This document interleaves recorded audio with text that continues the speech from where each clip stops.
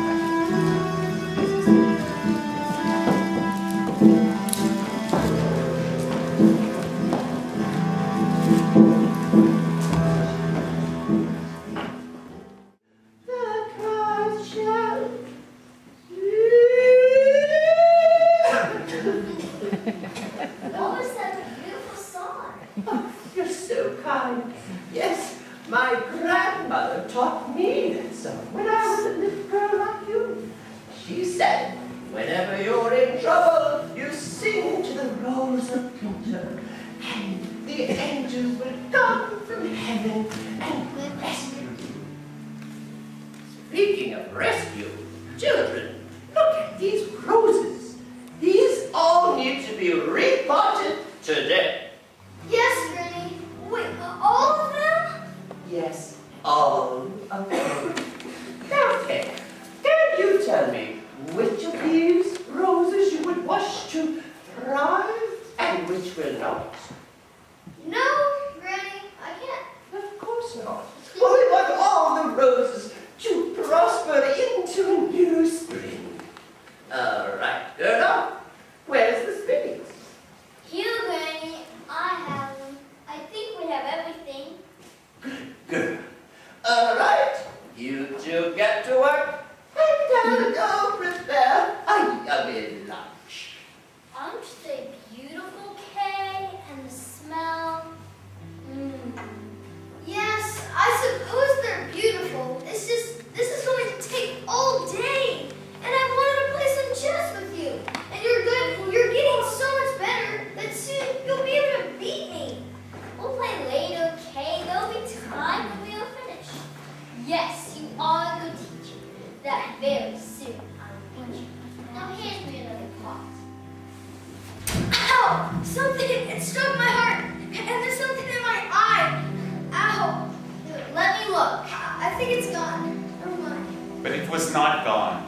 It was one of those bits of the looking glass, that magic mirror of which we have spoken. The glass which made everything great and good appear small and ugly.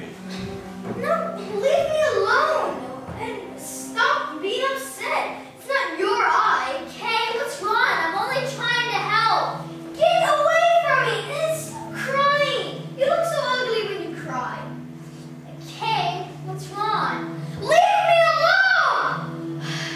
And stop crying. You look so ugly when you cry. Ugly just like these stupid roses. Look, this one is crooked and this one's worm-eaten. They're ugly and imperfect. Just like these pots and this garden and you! Granny! Granny! There's something out of Kay! Oh, wow. That boy will be very clever, They would say. he has a remarkable genius. But it was not genius. Ah. It was the glass in his eye. And it was the coldness in his heart that made him act that way. Now, look in the glass, Gerda.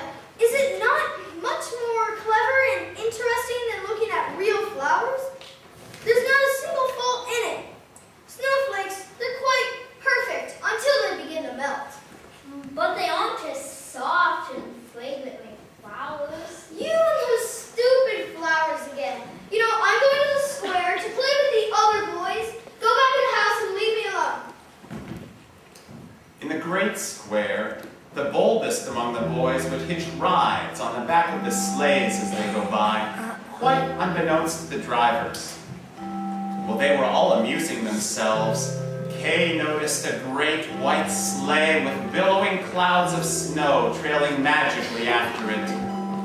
Kay stood and watched in awe, sensing something familiar about the woman in white fur who was driving.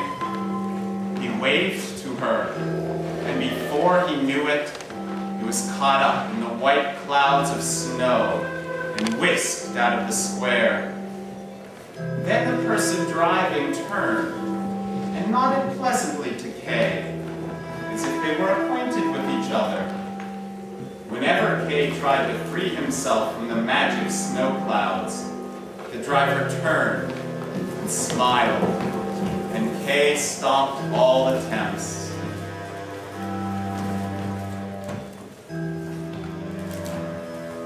The snow began to fall so heavily that Kay could not see a hand's breadth in front of him. He called out loudly while the snow beat upon him, but nobody but the driver heard him.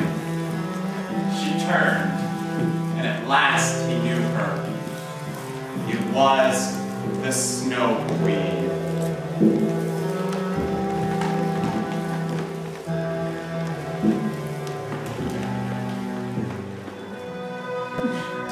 Kay was quite blue with cold, but he did not feel it. for the Snow Queen had kissed away his icy shiverings. He dragged the icy geometric shapes into all kinds of different positions, as if he wished to make something out of them. It was the icy game of reason that he played. In his eyes, the forms that he made were quite remarkable. He composed many complete forms of different words, but there was one word that he could never manage to make. It was the word eternity. The Snow Queen had said to him, "When you can find out this, you shall be your own master, and I will give you the whole world and a new pair of skates." But he could not accomplish it.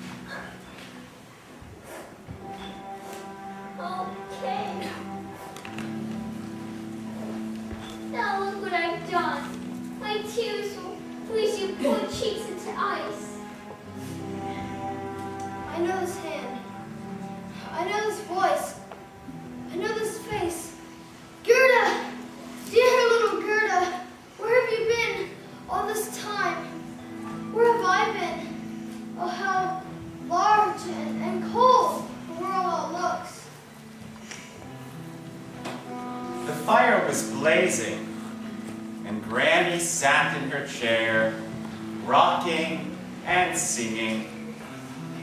All is as it was, and the memories of the cold, empty grandeur of the Snow Queen's palace vanished from their minds like a painful dream. How happy they were to be home again. And you know what happens next? Why, all the children were saved. Merry Christmas,